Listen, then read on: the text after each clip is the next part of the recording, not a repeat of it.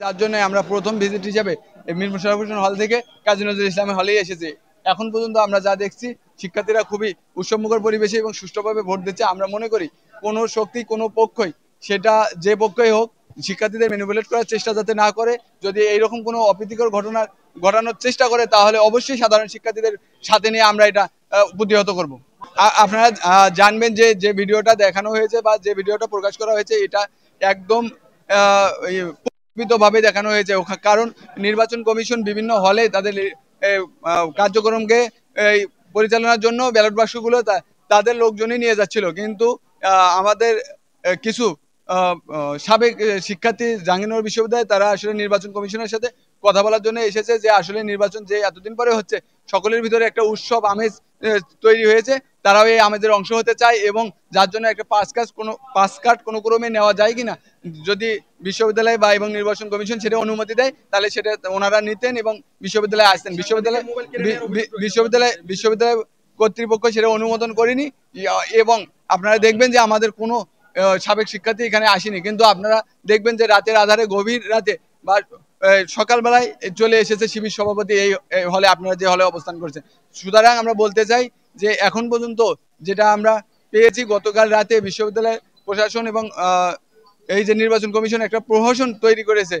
আমরা দেখেছি যে সেই প্রহসনের মাধ্যমে বিভিন্ন ধরনের অসঙ্গতি, যে আসলে আমাদের ভোট গণনার যে মেশিন নিয়ে আসা হয়েছে সেটাও একটি ছাত্র সংগঠনের মদতপুষ্ট তাদের অঙ্গ সংগঠনের লোকজন দ্বারা পরিচালিত হবে। আমরা বলেছি, আপনারা দেখবেন যে শুরু থেকে এই নির্বাচনে অনেক ধরনের অসঙ্গতি ছিল।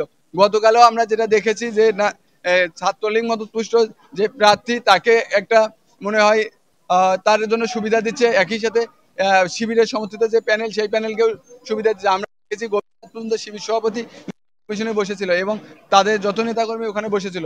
তাহলে এটার আসলে ব্যাখ্যা কি? এবং একই সাথে সকালবেলা কাজী নজরুল ইসলাম হলে শিবির সভাপতির আসলে আসার কারণ কি, যার জন্য আমরা প্রথমেই এখানে এসেছি।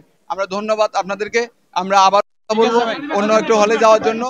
আমরা প্রথমে বলেছি নজরুল হলে, কাজী নজরুল ইসলাম হলে আমরা প্রথমে এসেছি। আমরা একের পর এক যে 21টা হল আছে আমরা যাওয়ার চেষ্টা করছি।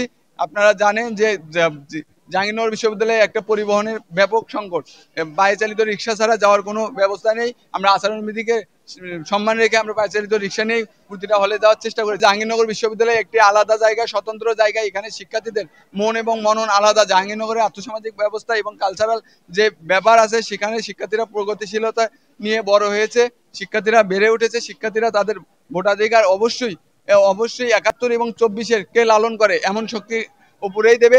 24-কে এবং 71-কে যারা লালন করে না, এ ধরনের কোনো শক্তিকে তারা আসলে তাদের ভোট দিয়ে জয়যুক্ত করাবে না বলে আশাবাদী। যার জন্য আমরা জাতীয়তাবাদী ছাত্র দলের প্যানেল এখন পর্যন্ত আশাবাদী যে সাধারণ শিক্ষার্থীরা পাশে আছে, থাকবে।